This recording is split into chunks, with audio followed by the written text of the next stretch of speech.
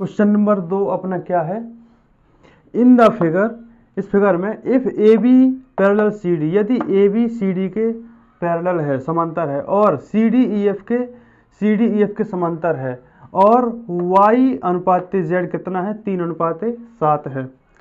तो हमें क्या निकालना है, x निकालना है।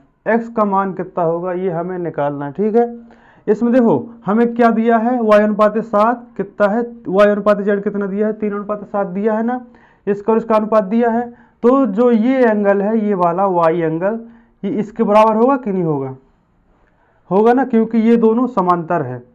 जब और जो ये एंगल है, मतलब इसको अपन y मान सकते हैं क्योंकि ये दोनों बराबर है, और जो एंगल y है और एंगल z है, इन दोनों को जोड़ दिया जाए तो 180 बनेगा कि नहीं बनेगा, मतलब y प्लस z कितना बनेगा, 180 बनेगा। क्यों बनेगा, क्योंकि ये एक दूसरे के लीनियर पेयर में है, यानी रैखिक युग्म में है, यहाँ 180 डिग्री बना रहे हैं।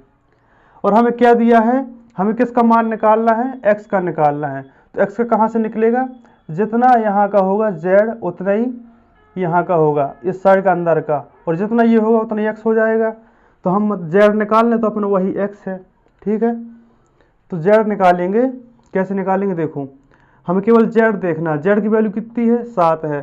तो 7 बटे कितना कर दें, इन दोनों का योगफल कर दो, क्योंकि एक फल कितना है, 7 3 10, गुणा किससे कर दो, 180 से कर दो, क्योंकि इन दोनों का योगफल कितना आ रहा है, 180 आ रहा है। इसमें से 180 में हमें केवल z का निकालना है, यानी कि 7 का निकालना है, और 7 के कितने में से निकालना है, 7 3 10 में से निकालना है, ठीक है।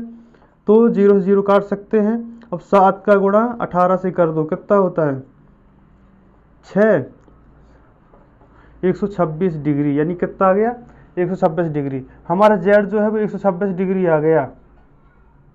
126 ये है तो 126 ये भी होगा, और इसका जो इस साइड वाला एंगल है 126 ये भी होगा। तो x हमारे कितना आ गया, 126 डिग्री।